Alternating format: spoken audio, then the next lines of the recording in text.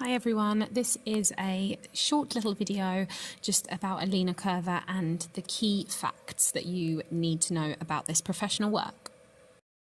Okay, so you are going to need your anthology workbook because as we go through this video, you're going to be able to fill in the first couple of pages of the key facts. And you also want to have the AQA fact file by your side. You might want, that has a lot more information on there, so you might want to go through and highlight key information to extend your learning further. Okay, so let's have a look at the key facts. These are from the AQA fact file. Just shorten them down, so make sure that you're copying these into your booklet. So our choreographer is Itzi Galili, okay, and the company that perform the work are Rombe. So this is Britain's national company for contemporary dance, and if you go on to study A-level dance, you'll learn all about the history of Rombe Dance Company as well, which is really interesting. Now, the date of the first performance, it was actually originally performed in Brazil in 2005, but the date that we're interested in particular is the Rombe premiere, which was Tuesday the 12th of May 2009. Okay, the dance style is, the work is filled with rhythmic pulses and blends samba, capoeira and contemporary dance technique. We have 28 dancers in the piece, 15 male and 13 female, and the duration of the work is 23 minutes. The performance environment is end stage. So make sure that you've got all those key facts written into your booklet and make sure that you're using revision techniques to get these facts to stick in the long-term memory. So the structure of the piece, there is an introductory chant and then there are 7 sections. The key thing to know about the structure is that there are big ensemble dance sections which are interspersed with scenes that have more of a sense of narrative and character. So the big ensemble sections involve the dancers performing a series of repeated phrases in a number of different formations that are dictated by the grid-like multicoloured lighting. Whereas the more narrative scenes do not feature the grid lighting effect, and it is during these sections that Galili explores the competitive nature of the males and how they relate to the women. So when you watch the work, look out for how these different sections are structured within the work. The stimuli. So what was the starting point, or what were the starting points for Linha Curva? So firstly, we have Brazilian culture.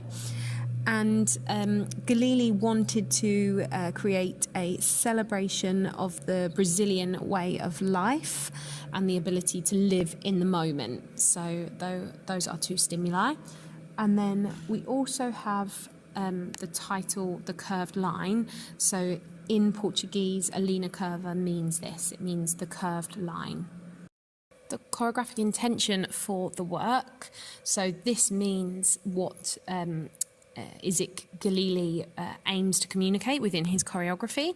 So firstly, the choreography is simply, the intention behind the choreography is simply to have fun.